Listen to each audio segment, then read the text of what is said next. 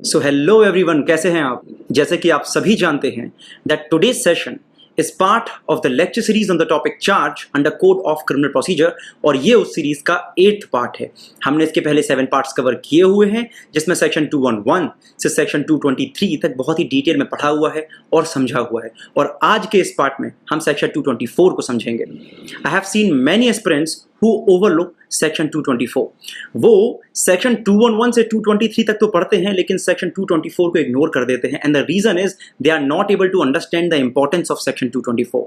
Section 224 को importance आती है जब हम इसको कंपेयर करते हैं विथड्रॉल फ्रॉम प्रोसिक्यूशन से। तो एक तरफ होता है विथड्रॉल फ्रॉम चार्ज और दूसरी तरफ होता है विथड्रॉल फ्रॉम प्रोसिक्यूशन। हम उसको नेक्स्ट पार्ट में कवर करेंगे, बट आज के इस पार्ट में हम सेक्शन 224 का कॉन्सेप्चुअल अंडरस्टैंडिंग को देखेंगे। So before we go to understand section 224, हमें अपने आप से यह क्वेश्चन पूछने की जरूरत है that what is the importance of section 224। वो क्या कारण है जिसकी वजह से जज चार्जेस को स्टे करते हैं? वो क्या कारण है जिसकी वजह से प्रोसिक्यूशन चार्जेस को विथड्रॉ करते हैं या कंप्लेनेंट चार्जेस को विथड्रॉ करता है? अब इसके बहुत सारे रीजंस हो सकते हैं, but the primary reason is to save the precious judicial time.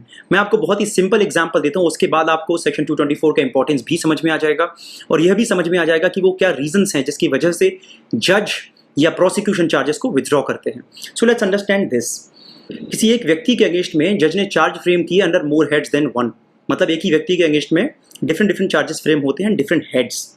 उसके बाद में सपोज कोर्ट इस कंक्लूजन में आता है कि उसका सेपरेट ट्रायल कंडक्ट करना है, otherwise it will be causing prejudice to the accused person. Court उसका अलग अलग ट्रायल कंडक्ट करता है और लास्ट में किसी भी एक अफेंस के या मोर देन वन अफेंस के कन्विक्शन के कंक्लूजन में आता है कि अक्यूज्ड को कन्विक्शन देनी है। जब अक्यूज्ड को वो कन्विक्शन हो जाती है, अब कोर्ट को यह लगता है कि जब वो ऑलरेडी एक सिमिलर काइंड ऑफ ऑफेंस में पनिशमेंट दे चुका है, तो दूसरे जो ऑफेंसेस हैं, जो सिमिलर काइंड ऑफेंसेस हैं, उसके ट्रायल में 2 साल या 3 साल या 4 साल टाइम वेस्ट करने की जरूरत नहीं है। So as I said that there can be many reasons for withdrawing of charges, but one of the primary reason is to save the precious judicial time, right?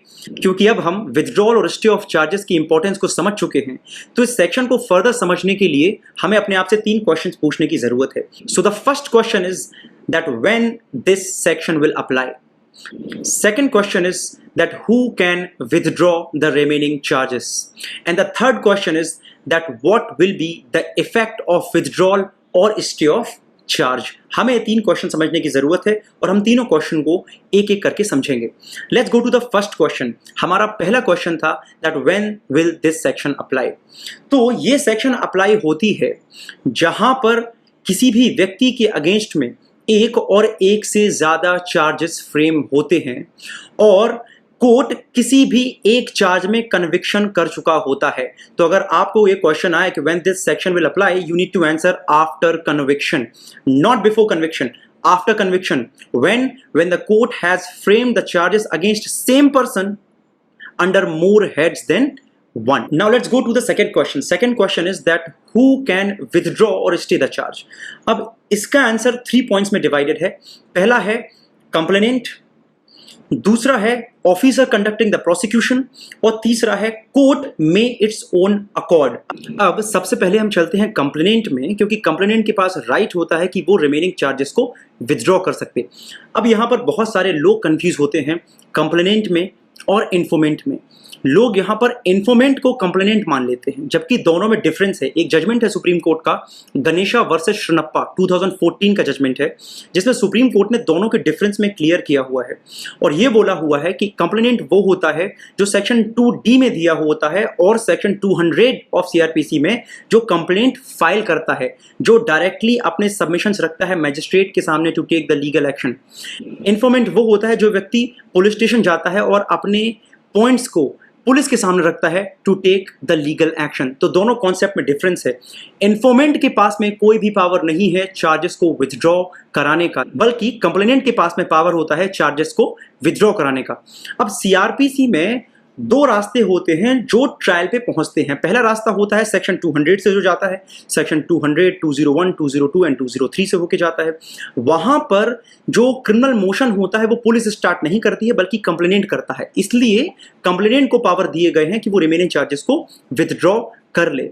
Second रास्ता जो होता है वो होता है इन्फॉर्मेंट जो स्टार्ट करता है, पुलिस के पास जाता है, बट वो ऐसा माना जाता है कि जैसे एक बार एफआईआर हो जाती है, that offence is against the state and in that time only the officer conducting the prosecution has the power to withdraw the remaining charges. But complainant के पास में and officer conducting the prosecution के पास में charges को withdraw करने का power होता है only when the court gives its consent. Without court की consent के charges को withdraw नहीं किया जा सकता है। अब जो थर्ड पावर दी गई है चार्जेस को स्टे करने का, वो दिया गया है कोर्ट को। कोर्ट को विथड्रॉ का पावर नहीं दिया गया है।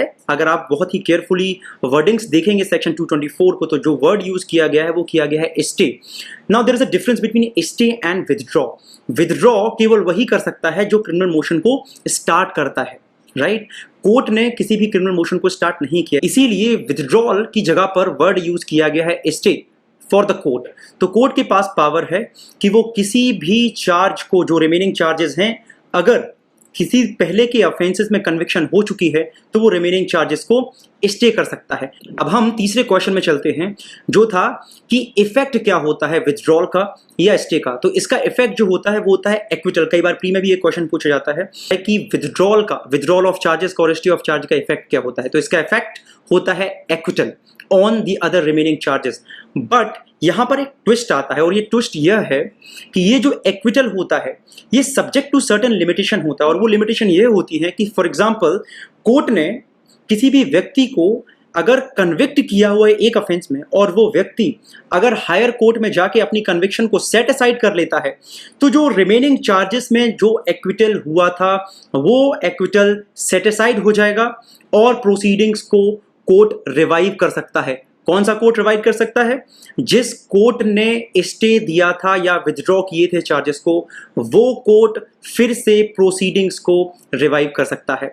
So this is all about section 224। अब केवल एक क्वेश्चन बचता है हमारा सॉल्व करने के लिए, जो मेंस में कई बार पूछा गया है, वो है सेक्शन 321 विथड्रॉल फ्रॉम प्रोसिक्यूशन में एंड विथड्रॉल ऑफ चार्जेस में, जो सेक्शन 224 में दिया गया है, उसमें क्या डिफरेंस है। तो हम इसके डिफरेंस को अगले पार्ट में, पार्ट 9 में बहुत ही डिटेल में समझेंगे। So I hope that you have understood section 224। If you get any doubt, let me know in the comment box, and if you want notes, write your email ID in the comment box, and if you have liked this video, do not forget to like, share and subscribe. And with the hope that you have understood section 224, I will leave you here and see you in the next part. Thank you.